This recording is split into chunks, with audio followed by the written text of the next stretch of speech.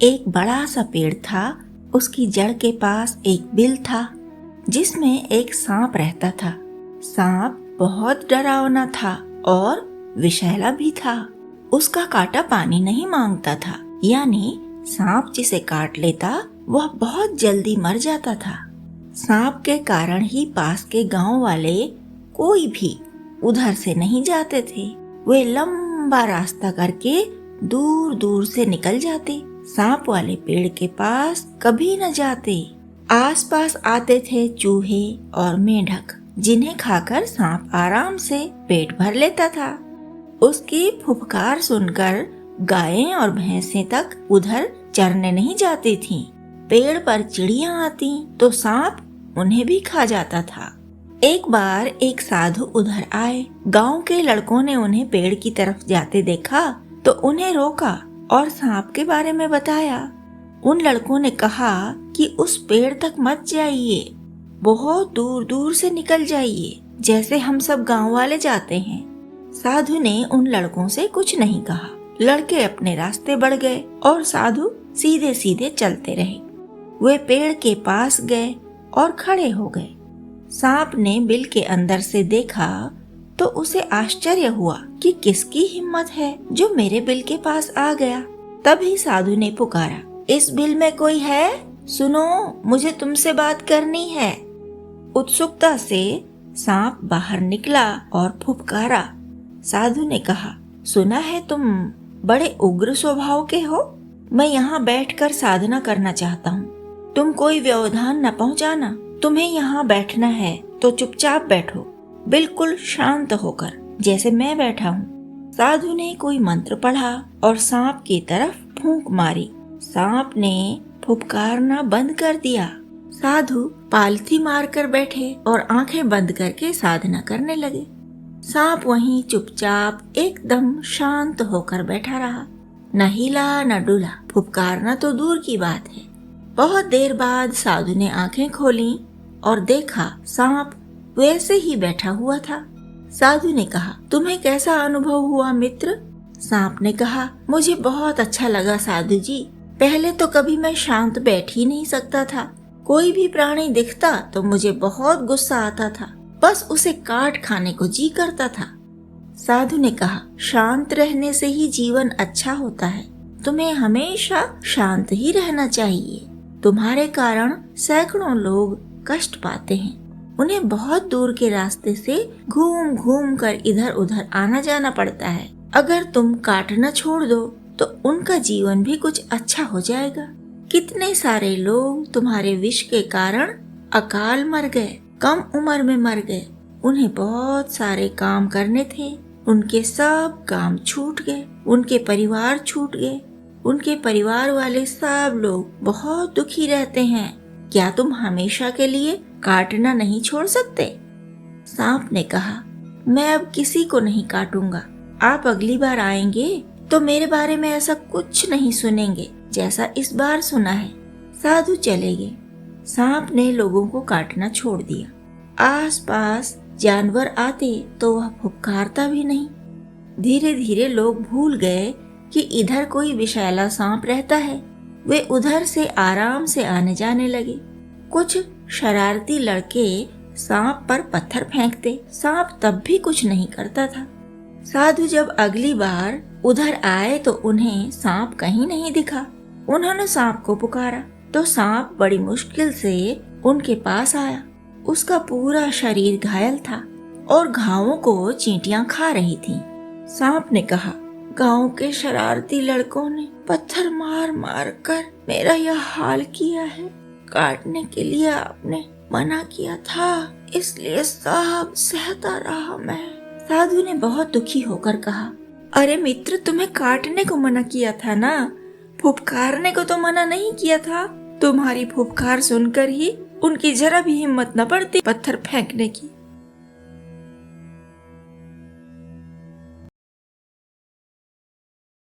एक ब्राह्मणी को बड़ी उम्र में संतान प्राप्ति हुई।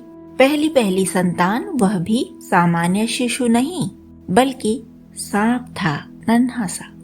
रिश्तेदार और पड़ोसी कहने लगे कि इस विषैले जीव को जीवित नहीं रखना चाहिए। बल्कि मार देना चाहिए। ब्राह्मणी नहीं मानी। उसने कहा, जैसा भी है मेरा तो पुत्र ही है, मैं इसे मारने नहीं दूंगी। सब लोग ब्राह्मण पर दबाव बनाने लगे कि वह सांपोले को मारने दे, पर ब्राह्मण भी जीव हत्या के लिए तैयार न हुआ। इस तरह वह सांपोला यानी सांप का बच्चा ब्राह्मणी की गोद में पलता रहा। ब्राह्मणी उसे भरपूर प्यार देती, नहलाती खिलाती, एक संदूक के अंदर कोमल बिस्तर बिछाकर उसे सुलाती। लोग विरोध करते करते थक गए तो ब्राह्मण के परिवार से दूरी बनाकर रहने लगे। सांप का बच्चा बड़ा होता गया और माता के दुलार के साथ सुरक्षित रहा। ब्राह्मणी देखती कि दुनिया के सब बेटों की शादी होती है, बहू घर में आती है, पर उसे बहू कैसे मिलेगी, इस चिंता में वह घुलती रहती। धीरे धीरे वह ब्राह्मण से भी इसकी चर्चा करने लगी। ब्राह्मण उसे समझाता कि शादी मनुष्य के पुत्रों की होती है। सांप को कोई मनुष्य अपनी बेटी नहीं देगा, नहीं कोई लड़की सांप से शादी करेगी। इसलिए बहू का सपना मत देखो, अपने बेटे की शादी की बात ही न सोचो। ब्राह्मणी अपने मन को मना नहीं पाती, वह बहुत दुखी रहने लगी थी। तब ब्राह्मण भी परेशान होने लगा, किसी से कुछ कह भी न पाता, कहेगा तो खिल्ली उड़ेगी। इस डर से वह अंदर ही अंदर घुलता रहता। एक बार ब्राह्मणी अपने पति के पीछे पड़ गई कि अपने मित्रों के घर जाकर बेटे के लिए रिश्ते की बात करो, उनसे कन्या ढूंढने को कहो। ब्राह्मणी का अधैर्य देखकर आखिर कन्या की तलाश में ब्राह्मण को निकलना ही पड़ा। वह आसपास के सभी मित्रों के पास गया, पर सबका एक ही उत्तर था कि सांप की शादी की बात हम किसी से नहीं कर सकते। ब्राह्मण फिर दूर दूर के परिचितों और मित्रों के पास गया। बिना कोई रिश्ता लिए वह घर लौटता कैसे? ब्राह्मण अपने घर से बहुत दूर चला गया। एक बचपन के मित्र के घर गया और अपने घर की बातें करने लगा। उसने कहा कि कन्या ढूंढ रहा हूँ, पर कौन अपनी बेटी को मेरी बहू बनाएगा? मित्र बोला, मेरी कन्या है ना, सुशील है, सुंदर है, तुमने देखी ही है। ब्राह्मण बोला, मैंने तो तुम्हारी पुत्री देखी है, पर तुमने मेरा पुत्र नहीं देखा है। ब्राह्मण का मित्र बोला, मैं तुम्हें अच्छी तरह जानता हूँ और तुम्हारी पत्नी को भी। जब तुम दोनों ही इतने अच्छे हो तो तुम्हारी संतान बुरी हो नहीं सकती। तुम्हारा घर बहुत दूर है, इसलिए तुम मेरी पुत्री को अभी अपने साथ ही ले जाओ। घर जाकर अपने बेटे से उसकी शादी कर देना। मित्र की बेटी भी बिना किसी तरह का संकोच किए ब्राह्मण के साथ चल दी। ब्राह्मण के घर जाकर उसने ब्राह्मणी और उसके पुत्र को देखा, पर कोई शिकायत नहीं की। आसपास के लोग कहने लगे, अरे लड़की, अपना जीवन बर्बाद मत कर, अपने पिता के घर लौट जा। सांप के साथ भी कोई लड़की शादी करती है भला? अभी कुछ नहीं बिगड़ा, अगर यहाँ रही तो सांप तुझे मार डालेगा।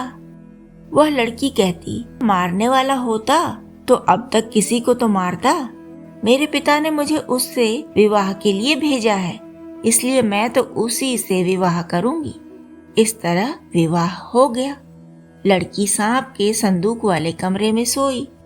रात को उसने अपने कमरे में एक सुंदर युवक को देखा तो वह डर के मारे चिल्लाने लगी, लेकिन युवक ने कहा कि मैं तुम्हारा पति हूँ, तुम्हारा विवाह मुझसे हुआ है। वह सांप की केंचुल में घुसा और फिर बाहर निकलकर दिखाया। उसने बताया कि पूर्व जन्म के किसी शाप के कारण उसे ऐसा जन्म मिला है। लोग विश्वास नहीं करेंगे, इसलिए किसी से मेरे बारे में बात न करना। फिर रोज सांप रात को मनुष्य देह में रहता और सुबह होते ही सांप की देह में चला जाता। एक रात ब्राह्मण ने बहू के कमरे से किसी पुरुष की धीमे धीमे बात करने की आवाज सुनी, तो ब्राह्मण ने सोचा कि उनकी बहू किसी पुरुष को बुलाती है रात को। रंगे हाथों पकड़ने के लिए अगली रात वह बहू के कमरे में छिप गया। ब्राह्मण ने सांप को मनुष्य बनते देखा, मन में खुशी हुई, बहू के प्रति ममता बढ़ी। अब ब्राह्मण सोचने लगा कि उसका पुत्र सदा मनुष्य बनकर रह पाए, इसके लिए क्या करें। अगली रात ब्राह्मण फिर बहू के कमरे में छिपा और जब सांप मनुष्य बन गया तो उसकी केंचुल को छुपाकर ब्राह्मण बाहर ले गया और उसे जला दिया। बेटे को सुबह जब अपनी केंचुल नहीं मिली और उसके माता पिता भी सामने आ गए तो उसने पूछा, मेरी केंचुल कहाँ गई? ब्राह्मण ने कहा कि मैंने उसे जला दिया ताकि तुम हमेशा मनुष्य ही बनकर रहो। पुत्र ने उन्हें सब बातें बताईं कि पिछले जन्म के किसी श्राप के कारण उसे सांप का जन्म मनुष्य के गर्भ से मिला। कहा गया था कि जब कोई मनुष्य उसकी केंचुल स्वयं जला देगा तभी वह हमेशा के लिए मनुष्य बन सकेगा। अब तो उसे सांप नहीं बनना पड़ेगा। फिर वह परिवार हंसी खुशी जीवन बिताने लगा। समाज के ताने और व्यंग्य से भी उन्हें मुक्ति मिल गई। एक चिड़िया थी। वह जंगल के जिस पेड़ पर रहती थी वहाँ पास ही एक घर था। उस घर की मालकिन पशु पक्षियों से बहुत प्यार करती थी। उसे वह चिड़िया भी बहुत अच्छी लगती थी। चिड़िया उसकी खिड़की पर आ बैठती तो स्त्री उसे रोटी दिखाती और गीत गाने को कहती। धीरे धीरे चिड़िया स्त्री की बात समझने लगी। उसे रोटी के छोटे छोटे टुकड़े थोड़ी थोड़ी देर में मिल जाते थे और वह मजे से उस घर में घूमती, गाती और रोटी के टुकड़े खाती रहती। धीरे धीरे चिड़िया का परिवार बड़ा होता रहा। वह उस घर से रोटी के टुकड़े लाकर घोंसले में बाकी लोगों को दे देती। घोंसले में उसके 5 बच्चे थे और एक उसका चिड़ा था।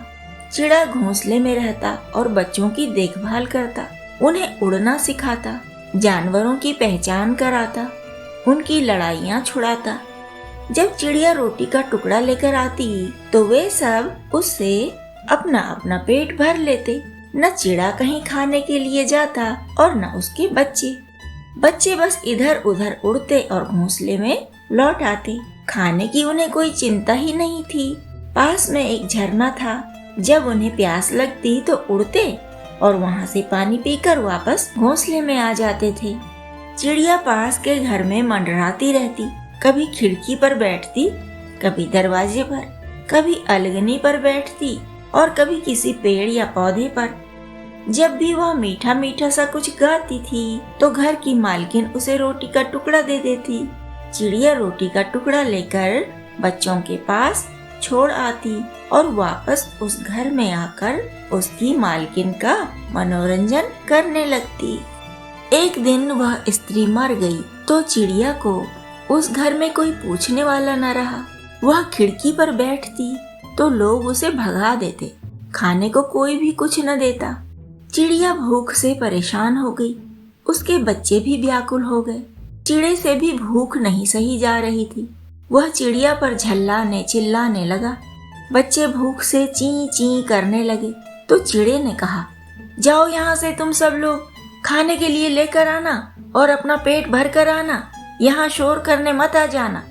वे लोग इधर उधर फड़फड़ाए, उन्हें कुछ न दिखा। कीड़े खाना उन्होंने सीखा ही नहीं था। फल उन्हें कोई दिखा नहीं। वे फल पहचानते भी कहाँ थे। उन्हें तो बस पकी हुई रोटी की लत लगी हुई थी।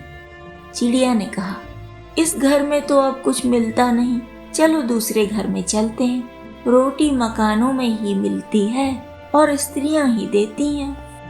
वे सब दूसरे घर में गए और वहाँ की मालकिन के आसपास मंडराने लगे। भूख से वे लगातार ची ची ची ची कर रहे थे। स्त्री को न उनका मंडराना अच्छा लगा न चिंचियाना। उसने कहा, भागो सब यहाँ से, पर चिड़िया नहीं समझी। वे रोटी की गुहार लगा रही थीं और स्त्री ने डंडा दिखाया। चिड़िया तब भी नहीं समझी। वे सब देहरी पर बैठकर रोने लगीं। स्त्री अंदर से खूब सारी राख लेकर आई और चिड़ियों के ऊपर डाल दी। सब चिड़ियों का रंग बदल गया। वे बहुत डर गई थीं। लौटकर घोंसले पर गईं तो चिड़े ने उन्हें पहचाना नहीं और चोंच मार मार कर घोंसले से बाहर भगा दिया। अब चिड़िया क्या करे? सब बच्चे रो रहे थे। वह उन्हें झरने पर लेकर गई। पानी पी पी कर पेट भर रहे थे वे लोग। तभी उन्होंने कुछ चिड़ियों को नहाते देखा तो वे सब भी नहाने लगी। नहाते हुए राख धुल गई, वे अपने असली रंग रूप में आ गईं, तो घोंसले में लौटी। चिड़े ने उन्हें पहचान लिया और आने दिया। चिड़ा बोला, खाने की समस्या हल नहीं हो पाई ना? चिड़िया ने कहा, कुछ चिड़िया जमीन खोदकर कीड़े खा रही थीं, हमें भी कोशिश करनी चाहिए। तब वे परिवार की 7 चिड़ियां ऐसे धरती खोदने लगीं जैसे वे थोड़ी देर पहले जन्मे हुए चूजे हों। एक व्यक्ति के पास गाय थी जिसका दूध बेचकर वह अच्छा धन कमाता था और उसका पूरा परिवार खुशी खुशी जीता था। एक बार उसकी गाय बीमार हो गई, उसका दूध घटता चला गया। वह कुछ खा नहीं पाती, पी नहीं पाती, तो उसके शरीर में दूध कैसे बनता? गाय के मालिक को इस बात पर बड़ा गुस्सा आता कि उसके ग्राहक छूटते जा रहे हैं। वह गाय की बीमारी की चिंता नहीं करता था, बल्कि अपनी कमाई की चिंता करता था। न उसने किसी वैद्य को बुलाया, न ही गाय के लिए कोई दवाई लाया।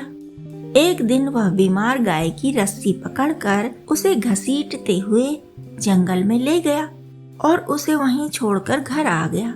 उसने सोचा, जो गाय दूध नहीं देती उसे पालने की मेहनत क्यों करे, वह मरे या जिए इससे भी कोई मतलब नहीं। उधर गाय बेचारी भूखी प्यासी थकी हारी जंगल में पड़ी रही। जब उसकी देह में थोड़ी शक्ति आई तो उसने कुछ हरी घास चरी और धीरे धीरे टहलने लगी। जंगल से थोड़ी दूर उसे एक झोपड़ी बनी दिखाई दी तो वह उधर ही चल दी। गाय पालतू थी, इसलिए उसे मनुष्यों के साथ रहने की आदत थी। जंगल में उसका मन नहीं लगता, इसलिए वह धीरे धीरे चलती हुई झोपड़ी के पास चली गई। उस झोपड़ी में रहने वाला किसान शाम को खेत से लौटकर आया तो उसने अपने द्वार पर एक गाय को खड़ा हुआ पाया। वह बोला, अरे ओ गौ माता, किस घर की हो? शाम ढल रही है, घर लौट जाओ। यहाँ जंगल के पास क्यों आई हो? क्यों रुकी हुई हो? गाय ने कोई उत्तर तो नहीं दिया, वह बस किसान को देखती रही। किसान झोपड़ी में गया, पानी पिया तो गाय को भी एक बर्तन में पानी डालकर दे दिया। गाय ने चुपचाप पानी पी लिया। फिर किसान ने आग जलाई, अपने लिए रोटियां बनाई तो एक रोटी गाय को भी खिला दी। दिन भर का थका किसान खाना खाकर सो गया। सुबह उठा तो देखा गाय वहीं आसपास घास चर रही है। वह भी अपने खेतों की ओर चल दिया। शाम को वापस आया तो गाय को कल की ही तरह द्वार पर बैठे हुए पाया। अरे ओ गौ माता, अपने घर जाओ, तुम्हारा मालिक आएगा तो समझेगा मैं तुम्हें चुरा लाया हूँ। गाय ने उसकी बात सुनी अनसुनी कर दी। इसी तरह कई दिन बीत गए। किसान सुबह उठता तो गाय को द्वार पर पाता, शाम को खेतों से आता तब भी द्वार के आसपास ही पाता। उसकी पत्नी मायके गई थी, वह बच्चों सहित लौट कर आई तो भी गाय वहीं थी। किसान बोला, पता नहीं कहाँ से आई है, घर के आसपास ऐसे घूमती रहती है जैसे हमारी ही गाय हो। उसकी पत्नी गाय की सेवा करने लगी, उसके लिए छप्पर डाल दिया, खेतों से भी घास लाकर उसे खिलाती, बचा हुआ खाना भी उसे दे दिया करती। किसान के पूरे परिवार से गाय हिल मिल गई थी। फिर उसका बच्चा हुआ। किसान परिवार उसकी भी देखभाल करने लगा। गाय इतना दूध देती कि वे लोग सुबह शाम दूध बेचते और दिन भर खुद भी पीते रहते। गाय के पुराने मालिक तक भी यह बात पहुंच गई। वह गाय को खोजता हुआ आया और उसे अपने साथ ले जाने लगा। किसान की पत्नी बोली, इसकी सेवा टहल मैं कर रही हूँ, गाय तुम्हारी कैसे हो गई? तुम डंडा मारकर इसे नहीं ले जा सकते। जब पुराना मालिक गाय नहीं ले जा पाया तो वह न्यायाधीश के पास चला गया। न्यायाधीश ने किसान को गाय लेकर आने के लिए कहा और फिर गाय को एक जगह खड़ा करके दोनों को यानी किसान को और गाय के पुराने मालिक को दो अलग अलग दिशा में दूर दूर खड़ा रहने को कहा और बोले कि अपने अपने घर जाओ, गाय जिसके साथ चली जाए उसकी ही होगी। किसान परिवार से गाय को प्यार मिला था, इसलिए वह किसान के पीछे पीछे उसके घर तक चली गई।